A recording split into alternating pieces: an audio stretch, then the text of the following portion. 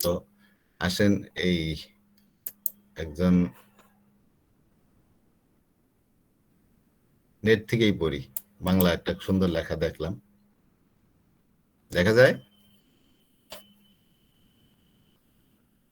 দেখা যায়।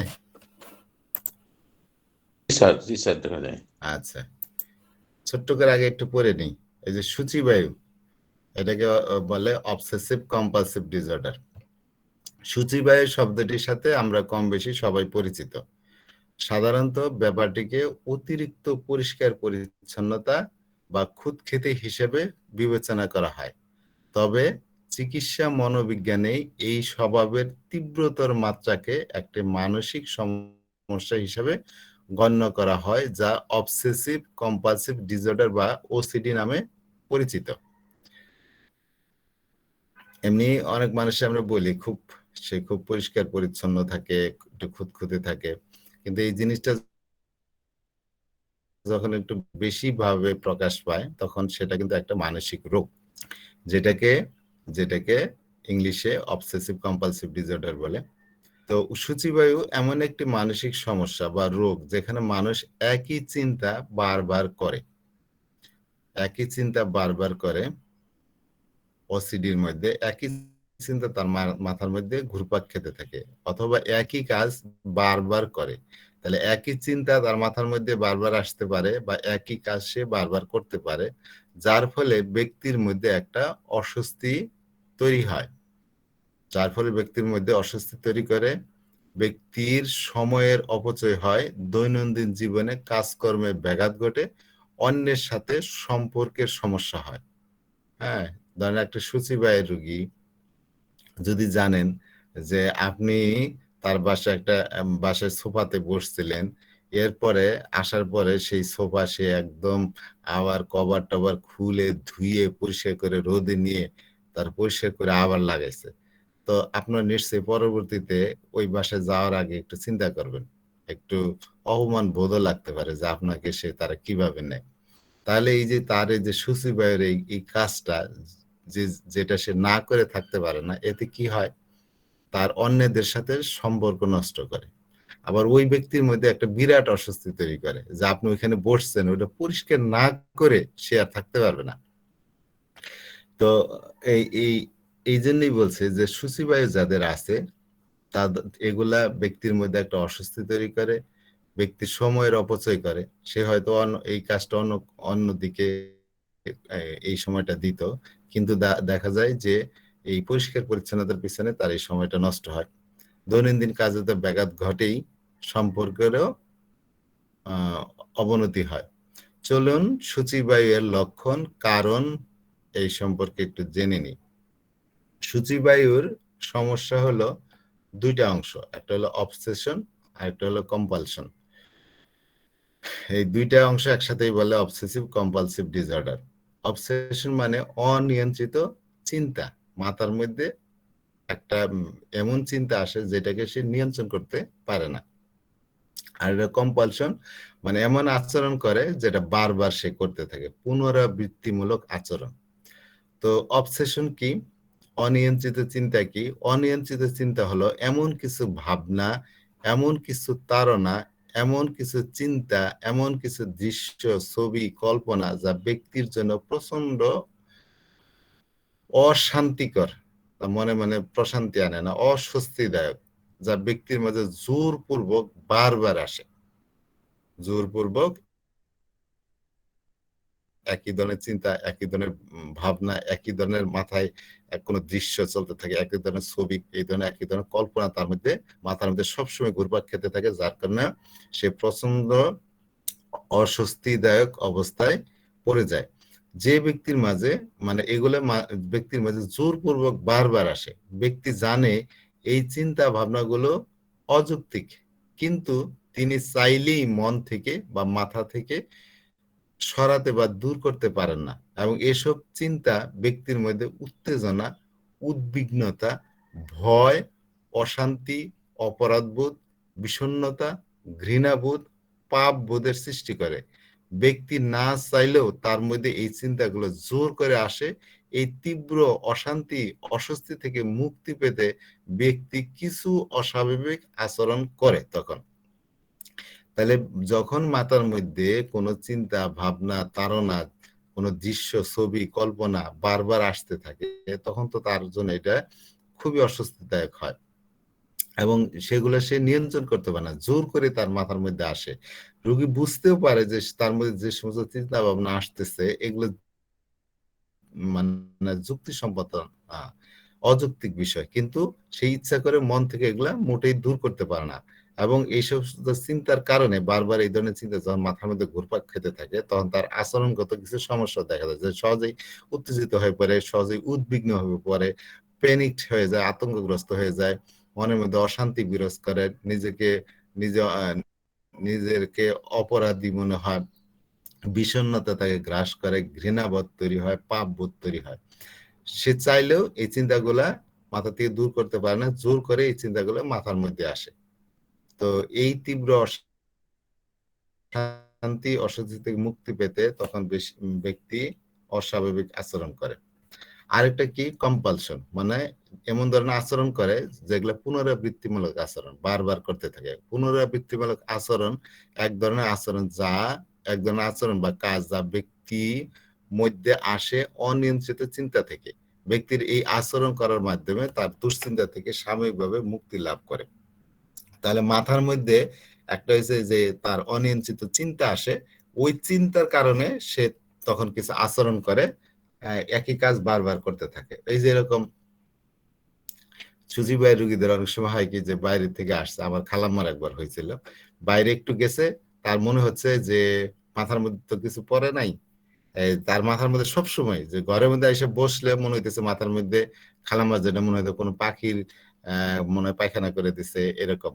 হ্যাঁ, সে আইসে তখন কি করবে, এই যে মাথার থেকে এই চিন্তা সে দূরই করতে পারে না, এটা হলো অবসেশন তার। তারপরে তখন সে কিছু কম্পালশন করে, কিছু আচরণ করে।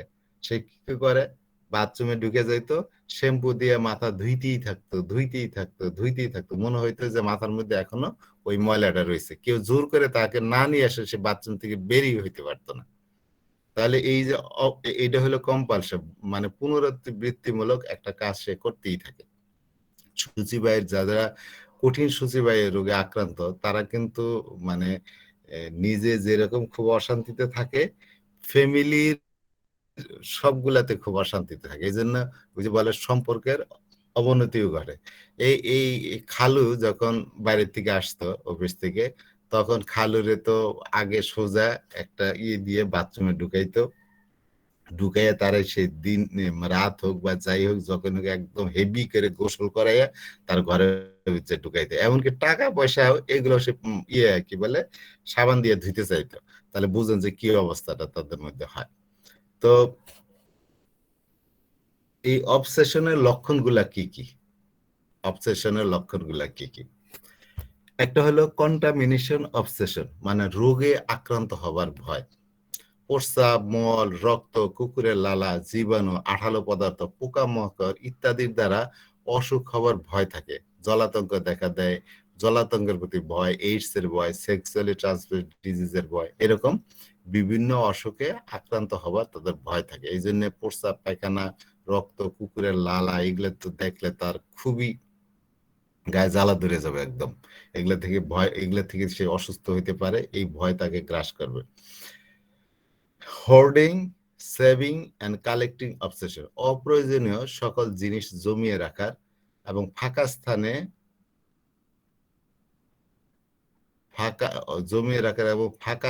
অস্বস্তি বোধ করে। ফাঁকা স্থানে অস্বস্তি বোধ কি বুঝাইছে, এবং তা পূরণের জন্য তাড়না অনুভব করে।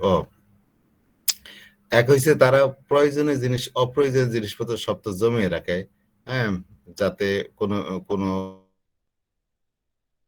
বিপদে হইলে সেগুলোর থেকে সে ব্যবহার করতে পারে ভবিষ্যতে, এরকম হইতে পারে, কোনো জিনিস ফেলতে চায় না।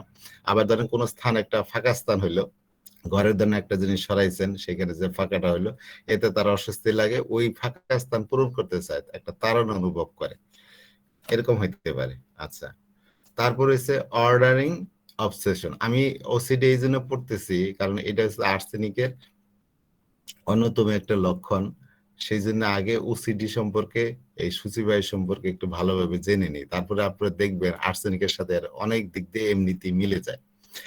জি স্যার, ঠিক আছে। হ্যাঁ, অর্ডারিং অবসেশন মানে সবকিছু যথাযথভাবে থাকতে অর্ডার, সুশৃঙ্খল ভাবে সে রাখতে চায়।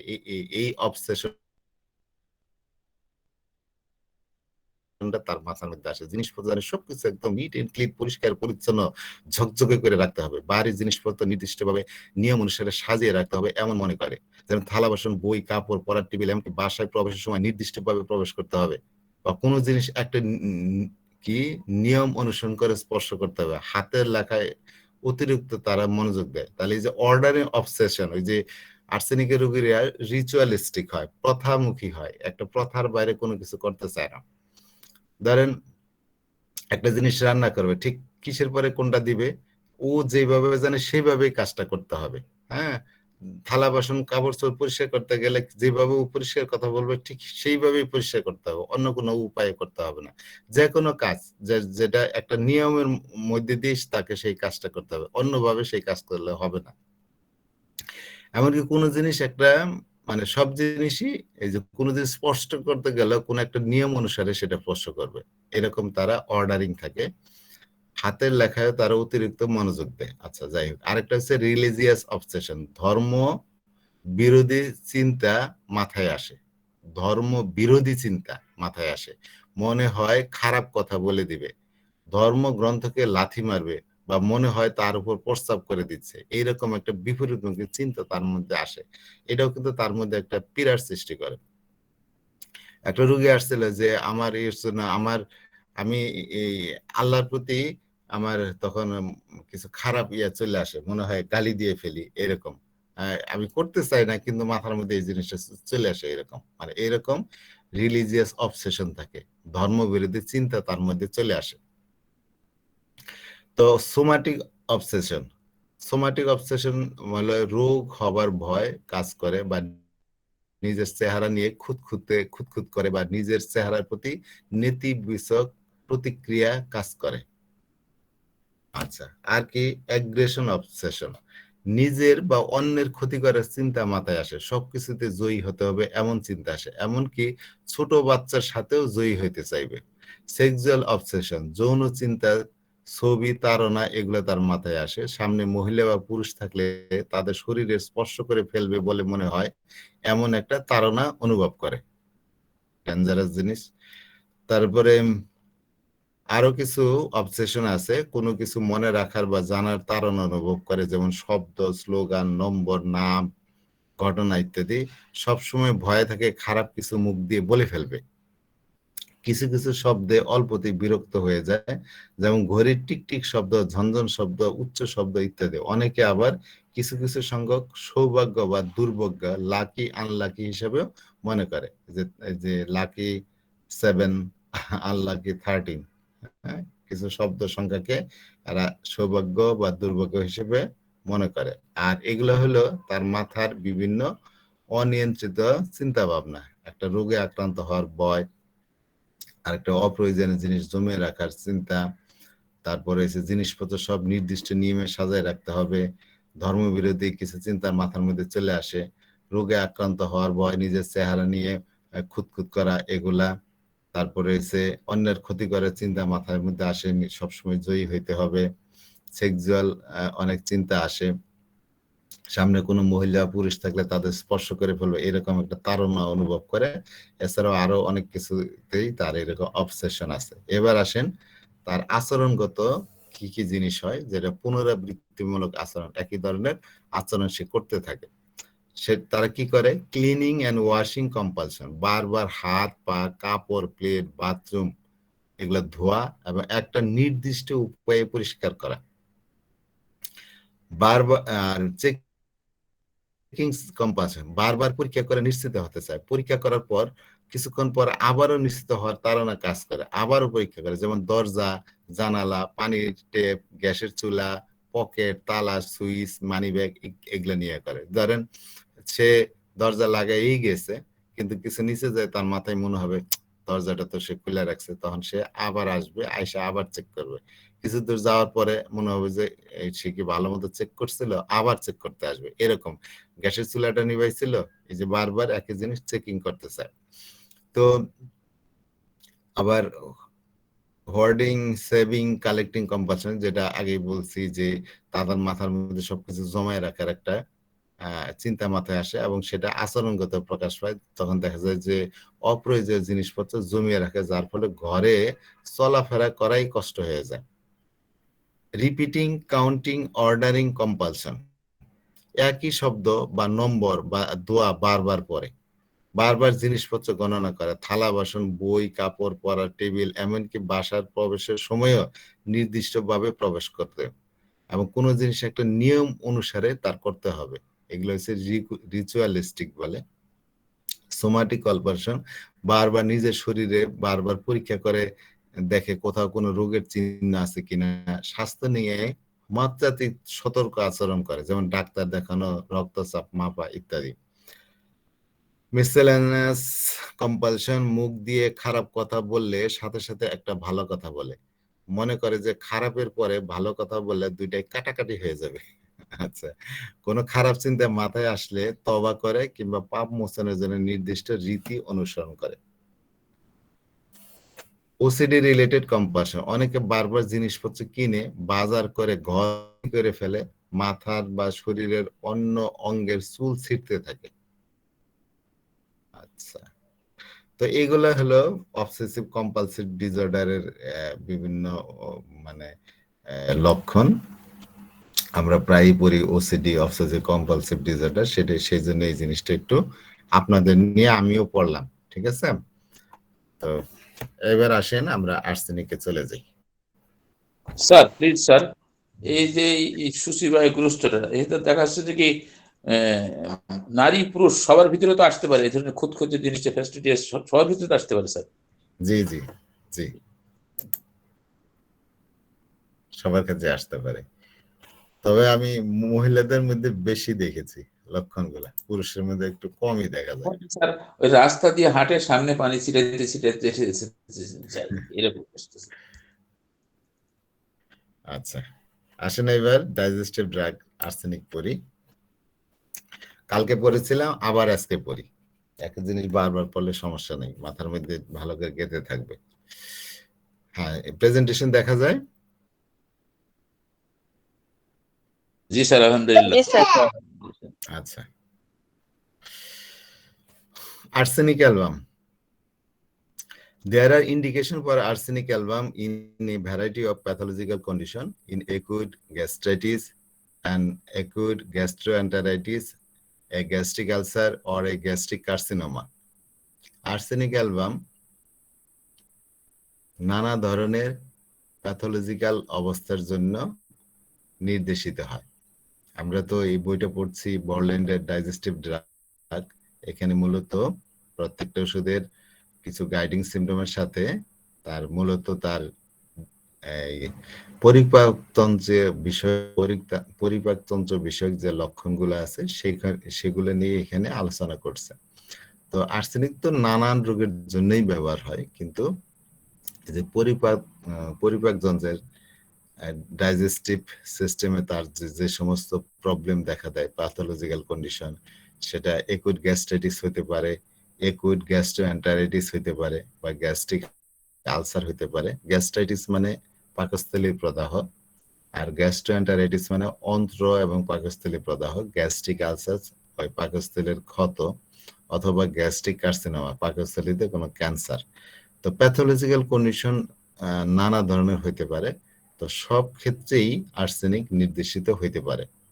যে কোনো ধরনের প্যাথোলজিক্যাল অবস্থাই হোক, যেখানে আর্সেনিকের লক্ষণ পাওয়া যাবে সেখানেই আর্সেনিক নির্দেশিত হবে। এটা শুধু আর্সেনিকের বেলায় না, হোমিওপ্যাথিক সকল ওষুধের বেলায় রোগের নাম ধরে এখানে হোমিওপ্যাথিতে চিকিৎসা হয় না। তবে রোগের নাম জানা থাকলে অনেক দিকে সুবিধা হয়।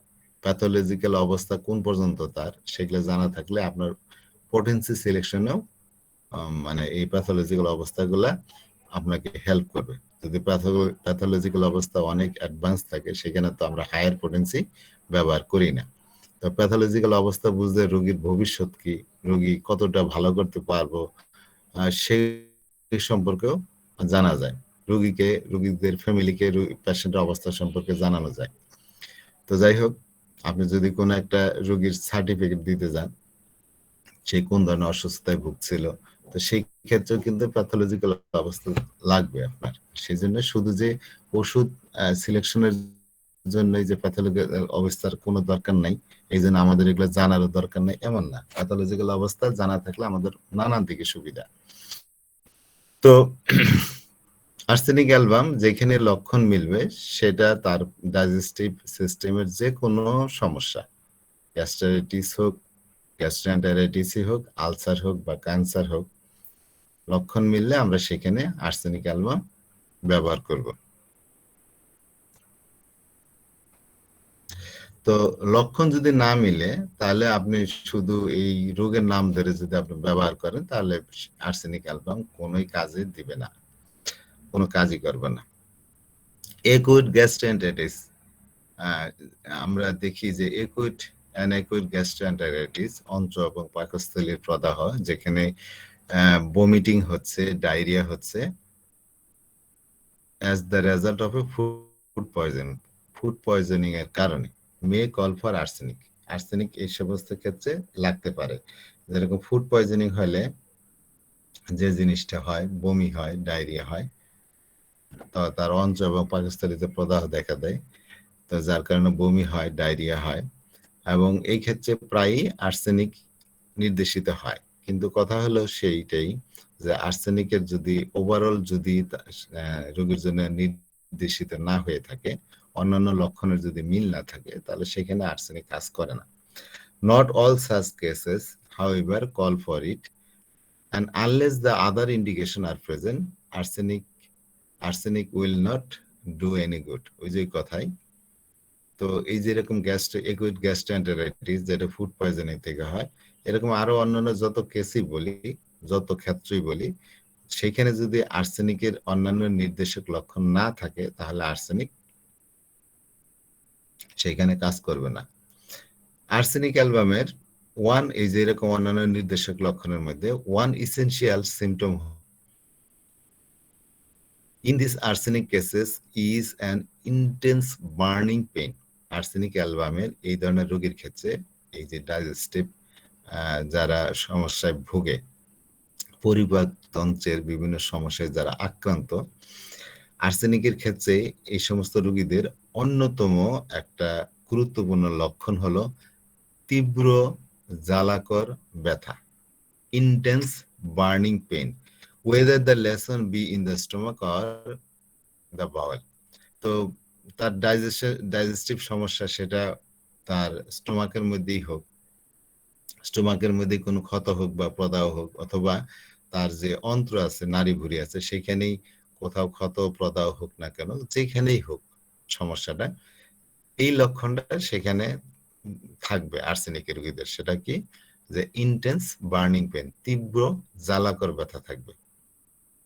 These burning pain are relieved by either external heat applied to the abdomen or by taking mildly warm fluids and definitely aggravated by cold. জ্বালাকর ব্যথা অনেক ওষুধের মধ্যেই পাওয়া যায়, কিন্তু আর্সেনিকের যদি মোডালিটিসটা খেয়াল করেন তাহলে আপনাকে আর্সেনিক সিলেকশনে খুব বেশি মানে এই মোডালিটি যদি পান তাহলে আর্সেনিক সিলেকশন করা খুব সহজ হয়। সেটা কি? যে তীব্র জ্বালাকর ব্যথা তো থাকে রোগীর, এবং সেটা উপশম হয় কিসে? গরমে। সাধারণত জ্বালা ঠান্ডা দিলে মানুষের কমে, কিন্তু আর্সেনিকের বেলায় এটা বিপরীত। সেখানে কি হয়? বরঞ্চ আরো উত্তাপ দিলে তার জ্বালাটা কমে। তো এই লক্ষণের গুরুত্ব খুবই বেশি। দেখা গেছে যে পেটের কোনো তার তীব্র জ্বালা হচ্ছে, তখন যদি সে বাহ্যিকভাবে গরম সেখানে প্রয়োগ করে, ধরেন গরম কাপড় দিল, আয়রনের মধ্যে গরম কাপড় গরম করে পেটের মধ্যে সেক দিল, অথবা বোতলের মধ্যে গরম পানি ভরে তারপর সেই বোতল দিয়ে সেক দিল, তাহলে দেখা যায় ওই রোগীর জ্বালাটা কমে যায়। এবং রোগী যদি গরম পানীয় পান করে, হ্যাঁ, একদম গরম না, মাইল্ডলি ওয়ার্ম, হ্যাঁ, যদি পানীয় পান করে তাহলেও তার উপশম হয়। আর ডেফিনেটলি অ্যাগ্রাভেটেড বাই কোল্ড, ঠান্ডাতে তার বৃদ্ধি হয়। তাহলে আর্সেনিক অ্যালবামের পেটের সমস্যা, পেটের প্যাথোলজিক্যাল সমস্যা যেখানেই হোক, স্টোমাকেই সমস্যা হোক বা অন্ত্রেই সমস্যা হোক, সেখানে আর্সেনিকের যে জিনিসটা থাকবে, তীব্র জ্বালাকর ব্যথা থাকবে। এবং এই তীব্রকর জ্বালার ব্যথা যদি এক্সটার্নালি বাহ্যিকভাবে যদি উত্তাপ প্রয়োগ করা হয়, সেখানে পেটের মধ্যে যদি গরম প্রয়োগ করা হয়, তাহলে তার উপশম হবে। এবং পেশেন্ট যদি গরম কিছু পানীয় পান করে, যেমন গরম পানি, হালকা গরম পানি, কুসুম গরম পানি পান করলো, তাহলে তার পেট ব্যথা কমে যাবে এবং ঠান্ডাতে তার এই ব্যথা বেড়ে যাবে। In general makeup, the arsenic patient is always extremely distressed, very anxious, very worried, and very much afraid. তো আমরা যদি কনস্টিটিউশনাল দেখি যে আর্সেনিকের রোগীগুলা কেমন, যে জেনারেলি সার্বিকভাবে আর্সেনিক রোগীরা খুব বেশি ডিস্ট্রেস থাকে, তার মধ্যে এক্সট্রিমলি ডিস্ট্রেস মানে খুব যাতনা ক্লিষ্ট, খুব জানে কষ্ট পাচ্ছে, খুব তার মানে পেইনে কি বলে ব্যথায় সে জানে খুব কষ্ট পাচ্ছে, খুবই উদ্বিগ্ন হয়ে পড়ে এবং দেখা যায় খুব ভীত হয়ে পড়ে, সবসময় অলওয়েজ রেস্টলেস, সবসময় তারা অস্থির থাকে, অলওয়েজ থার্স্টি। দেখেন, অস্থির, তাদের পানি পিপাসাও থাকে, সবসময় অবিরাম পানি পিপাসা থাকে। অ্যান্ড ক্রেভস কোল্ড ড্রিঙ্কস, ঠান্ডা পানি খেতে চায়। As the mouth is burning hot. এখানে দেখেন একটা জিনিস, এর আগে পড়লাম তার তীব্র জ্বালাকর ব্যথা থাকে, কিন্তু গরম দিলে তার উপশম। ইউজুয়ালি এই আর্সেনিকের রোগীরা আগেই এই যে তার তীব্র পানি পিপাসা থাকে, তো মুখটা একদম গরম হয়ে যায়, মুখটা একদম গরমে যেন পুড়তে থাকে, বার্নিং হট থাকে। ইউজুয়ালি আমরা যে কোনো জায়গায় জ্বালা থাকলে, গরম থাকলে আমরা ঠান্ডাই চাই, তাই না?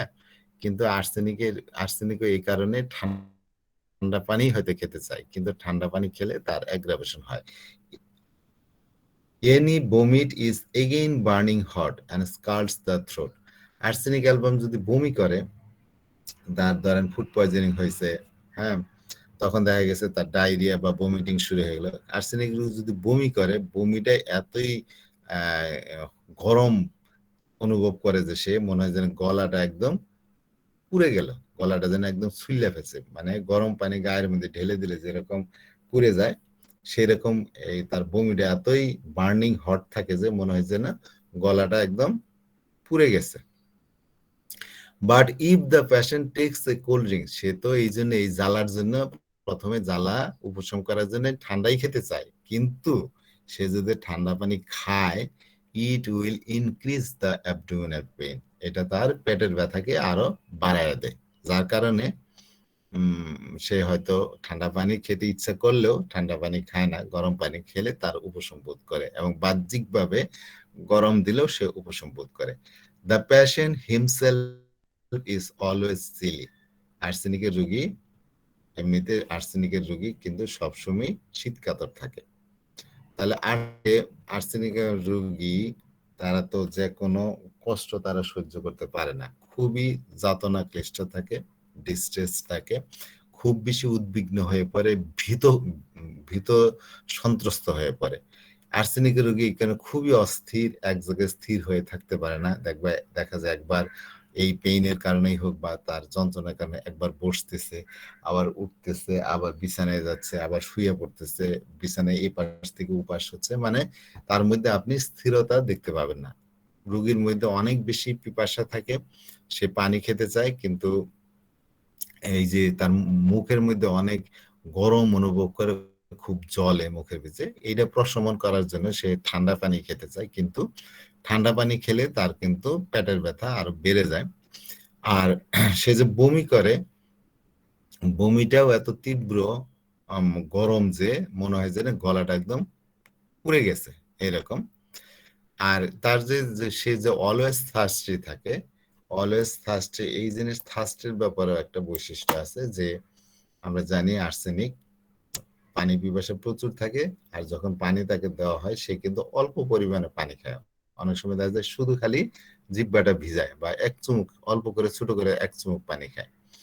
তো অল্প পরিমাণ পানি খেয়ে খুব ঘন ঘন খেতে চায়, এটা হলো আর্সেনিক। আর ব্রাইনিয়া হলো অনেক বেশি পানি খায়, দীর্ঘক্ষণ পর পর খেতে চায়। তো আর্সেনিক কিন্তু আবার অনেক সময় অনেক বেশিও পানি খেয়ে ফেলে, এই জন্য ওই এই অনেক বেশি পানি খাওয়া দেখে আবার কেউ আর্সেনিককে বাদ দিয়ে দিবেন না যদি অন্যান্য লক্ষণ মিল থাকে। There are 1 or 2 points which are usual to remember. আরো একটা বা দুইটা পয়েন্ট আছে যেগুলো ইউজফুল টু রিমেম্বার, যেগুলো মনে জরুরি। In an arsenicum gastritis, the patient will complain of intense burning pain in the stomach, may vomit up a little fluid or may vomit up a quantity of fluid, and the fluid may be anything from mucus to bile or blood. But it is always associated with the same burning character of pain and the same extreme sensitiveness of the stomach to pressure. Arsenic অ্যালবামের আরো কিছু বৈশিষ্ট্য যেগুলো মনে রাখা উপকারী দরকার। একুইড যদি আর্সেনিকের গ্যাস্ট্রাইটিস রোগীদের যাদের গ্যাস্ট্রিকের সমস্যা আছে, সেখানে আমরা দেখি তার স্টোমাকের মধ্যে, তার পাকস্থলীর মধ্যে তীব্র জ্বালাকর ব্যথা থাকে, পেটের মধ্যে খুব জ্বলে, পাকস্থলীতে খুব জ্বলে। রোগী এসে আপনাকে এই কথাই বলবে যে আমার পেটে খুব জ্বলে। এবং পেশেন্ট যদি বমি করে, সামান্য বমি করলেও বা অনেক বেশি বমি করলেও, যা কিছুই বমি করুক না কেন, সেই বমির মধ্যে আপনি দেখতে পাবেন অনেক মিউকাস থাকে, অথবা শ্লেষ্মা বমি করে, অথবা পিত্ত মিশ্রিত থাকে, অথবা রক্ত বমি করতে পারে রোগী। এবং এবং সব ক্ষেত্রেই তার ওই জ্বালাকর তীব্র ব্যথাটা থাকবে, ওই বার্নিং পেইন, যেটা বার্নিং ক্যারেক্টার পেইন যেটা থাকবে সেটা জ্বালাকর ব্যথা থাকবে। একই সাথে আরেকটা জিনিস, যে আর্সেনিকের রোগী স্টোমাকের মধ্যে কোনো প্রেসার সহ্য করতে পারে না। Extreme sensitiveness of the stomach to প্রেসারের প্রতি পেটের মধ্যে অত্যাধিক সংবেদনশীলতা থাকে। স্টোমাকের মধ্যে কোনো ধরনের প্রেসার সে সহ্য করতে পারে না। তাহলে আর্সেনিকের রোগীদের স্টোমাকের মধ্যে তীব্র জ্বালা থাকবে, সে অল্প বমি বেশি বমি করুক, তার বমির মধ্যে আমরা দেখতে পাই যে শ্লেষ্মা থাকে, বাইল মিশ্রিত থাকে বা রক্ত বমি করতে থাকে। কিন্তু যেটাই বমি করুক, ওই যে বমির সাথে তো একটা হচ্ছে বার্নিং হট থাকে, বমি করলে গলাটা মনে যেন একদম পুড়ে যায়, এই জ্বালাকর ব্যথা তার স্টোমাকে বা এই বমি করার সাথে থাকবেই। আর স্টোমাকের মধ্যে আমরা আরেকটা জিনিস কি পাই, যে স্টোমাকে সে কোনো ধরনের প্রেসার, চাপ সহ্য করতে পারে না। When treating a case of that type, there is one thing to remember. এই ধরনের রোগী যখন আপনি চিকিৎসা করবেন, সেখানে একটা জিনিস মনে রাখবেন, the arsenicum gastritis is particularly aggravated by milk. আর্সেনিকের যে গ্যাস্ট্রিকের প্রদাহ, মানে কি স্টোমাকের যে প্রদাহ, পাকস্থলীর যে প্রদাহ হয়, আমরা এক কথায় যেগুলো গ্যাস্ট্রিক বলি, বুক জ্বালাপোড়া করে, বুকের মধ্যে জ্বলে, ব্যথা করে, এই যে গ্যাস্ট্রিক সমস্যা, সেটা কিন্তু দুধ খেলে বৃদ্ধি পায়। এই জিনিসটা মাথায় রাখবেন, যে দুধ খেলে তার গ্যাস্ট্রিক প্রবলেম বেড়ে যায়। সেজন্য ধরেন কারো একুইট গ্যাস্ট্রাইটিস হলো, ধরেন বমি করতেছে বা ডায়রিয়া হয়েছে এই কারণে, তো এই ধরনের রোগীকে কখনো মিল্ক ডায়েট দিবেন না। So never put that patient on to a milk diet. The best plan with your arsenicum cases is to put on them onto water. এদেরকে বেশি বেশি পানি খাওয়ান, নাথিং এলস, অন্য কিছু আর খাওয়ান না। 48 আওয়ার্স পর্যন্ত আপনি চিকিৎসা দিবেন, সাথে পানি খাবেন পর্যাপ্ত। যাই হোক, বর্তমান সময়ে আমরা জানি কিছু স্যালাইন ওয়াটার দিলে বেশি ভালো। তো যাই হোক, তাদের জন্য কোনো দুধের কোনো ডায়েট, খাবার এগুলো দিবেন না। Although they do not like sweet things, যদিও তারা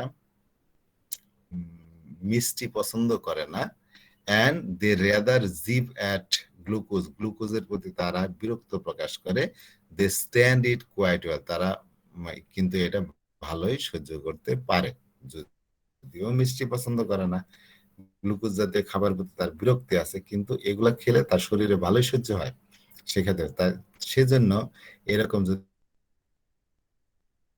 যদি একই গ্যাস্ট্রাইটিসের রোগী যদি আপনার কাছে আসে বা ফুড পয়জনিং হয়ে যদি এরকম আসে, বমি করতেছে, ডায়রিয়া করতে হচ্ছে, এদেরকে দুধের তৈরি কোনো জিনিস দিবেন না, কারণ দুধ জাতীয় কোনো জিনিসই সে সহ্য করতে পারে না, দুধ সহ্য করতে পারে না। বরঞ্চ এদেরকে পানি দিতে পারেন, প্লাস এই যে গ্লুকোজ দিতে পারেন, তার মানে স্যালাইন দেওয়া যাবে এদেরকে, গ্লুকোজ স্যালাইন দেওয়া যাবে।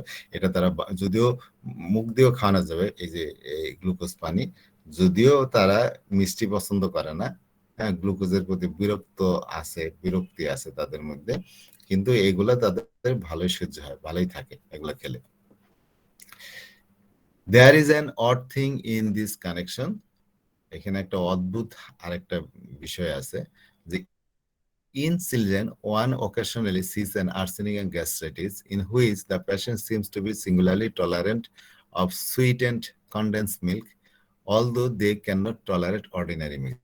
এটা অনেক সময় বাচ্চাদের ক্ষেত্রে দেখা যায়, বাচ্চাদের যদি কোনো সময় গ্যাস্ট্রাইটিস হয়, সেখানে যদি ডায়রিয়া, ভমিটিং এগুলো যদি দেখেন, তাদেরকে আমরা জানি তখন সাধারণ দুধ তারা সহ্য করতে পারে না, কিন্তু দেখা যায় একটু মিষ্টি করে দেওয়া, একটু কনডেন্স করে দেওয়া, একটু ঘন করা দুধ, সেগুলো আবার মিষ্টি কনডেন্স মিল্ক তারা আবার সহ্য করতে পারে। তো সেটা একটু অদ্ভুত যে এমনি শুধু দুধ দিলেও তারা সহ্য করতে পারে না, কিন্তু দুধটা একটু ঘন করে আপনি যদি মিষ্টি করে দেন তাহলে সে টলারেট করতে পারে। তো উনি বলতেছে এটা কেন হয়, আই ক্যান নট এক্সপ্লেন, আমি এটা ব্যাখ্যা করতে পারবো না, হোয়াই দিস ইজ সো, কেন এরকম হয়, but in practice it is the case, কিন্তু প্র্যাকটিক্যালি এটা দেখা গেছে। Owing to its periodicity, arsenicum is often helpful in treating recurring bilious attack, যাদের বারবার পিত্তর অ্যাটাক হয়, bilious অ্যাটাক হয়, সেখানে আর্সেনিকের ব্যবহার হইতে পারে। Arsenic patient with gastrointestinal upset feel so awful, so ill, they are so afraid that they get a definite craving for stimulants of all kinds, alcohol, coffee, tea, anything that may stimulate them. তো arsenic রোগীরা তাদের gastrointestinal upset, feel so awful, so ill, এত অসুস্থ অনুভব করে যে, এত অদ্ভুত অনুভব। অফুল মানে কি, ভালো বাংলা কি হয় শব্দটা স্যার? ওই যে দেখেন,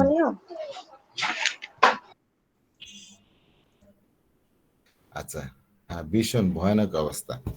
তো তাদের এই যে গ্যাস্ট্রোইন্টেস্টিনাল যে আপসেট যে লক্ষণ, যখন গ্যাস্ট্রোইন্টেস্টিনাল সমস্যা দেখা দেয়, এতই বেশি তাদেরকে খারাপ লাগতে পারে, এতই ভীষণ অবস্থা, ভয়াবহ অবস্থা তাদের মধ্যে হইতে পারে, এতটাই সে অসুস্থ হইতে পারে, এতটাই সে, and they are so afraid, খুবই অ্যাফ্রাইড, ভীত হয়ে পড়ে, ভীত সন্ত্রস্ত হয়ে পড়ে, that they get a definite craving, তখন তাদের মধ্যে এক ধরনের ক্রেভিং তৈরি হয়, ইচ্ছা প্রকাশ হয়, ফর স্টিমুলেট, উদ্দীপক যে জিনিসগুলো আছে, অল কাইন্ডস, যে সমস্ত জিনিস শরীরের মধ্যে উদ্দীপনা সৃষ্টি করে, শরীরটা একটু এই ধরনের জিনিস খাওয়ার প্রতি তার তীব্র আকাঙ্ক্ষা তৈরি হয়। যেরকম অ্যালকোহল খেতে চাবে, তখন কফি খেতে চাবে, চা খেতে চাবে, এনিথিং দ্যাট মে স্টিমুলেট, যে কোনো জিনিসই তার শরীরটাকে একটু চাঙ্গা করতে পারবে, স্টিমুলেট করতে পারবে, সেই সমস্ত জিনিসের প্রতি তার তীব্র আকাঙ্ক্ষা তৈরি হয় তখন।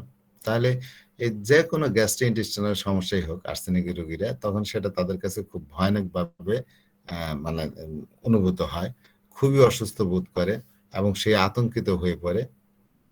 তখন শরীরটাকে চাঙ্গা করার জন্য, হ্যাঁ, শরীরের মধ্যে উদ্দীপনা তৈরি করার জন্য তখন সে বিভিন্ন ধরনের স্টিমুলেন্ট ফুড খেতে চায়, যেরকম অ্যালকোহল খেতে চায়, কফি খেতে চায়, টি খেতে চায়।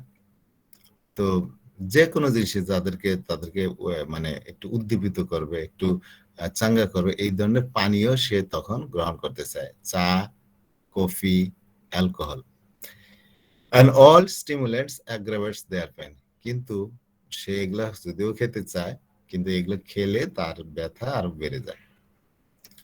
তাহলে এই যে গ্যাস্ট্রোইন্টেস্টিনাল অসুখের সময়, অন্ত্র পাকস্থলীর কোনো আপসেটের সময়, মানে অসুস্থতার সময়, সে এতটাই খারাপ অনুভব করে যে, এতটাই অসুস্থ বোধ করে যে, এতই ভীত হয়ে পড়ে যে তখন তাদের বিভিন্ন ধরনের স্টিমুল্যান্ট ফুড যেগুলো আছে তার প্রতি একটা তা খাওয়ার একটা আকাঙ্ক্ষা জাগে।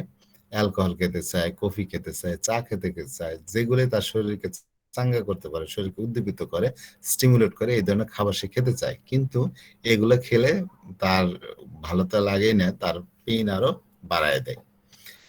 Mostly they have an aversion to food of any kind. বেশিরভাগ ক্ষেত্রে দেখা যায় সকল ধরনের খাবার প্রতি তার একটা বিতৃষ্ণা চলে আসে। And a particular loathing of anything fatty আর গ্রিজি, বিশেষ করে ফ্যাট জাতীয় খাবার, গ্রিজি খাবার, তৈলাক্ত খাবার, এগুলার প্রতি তার তীব্র অনীহা তৈরি হয়।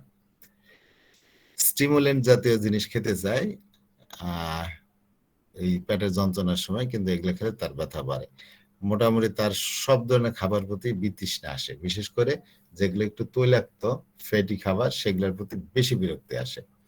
ইন আর্সেনিকাম কেসেস, আর্সেনিকামের রোগীর ক্ষেত্রে দ্য স্টুল আর ভেরি ভেরিয়েড, তাদের এই যে স্টুল যে পায়খানাটা এটা নানা ধরনের হয়।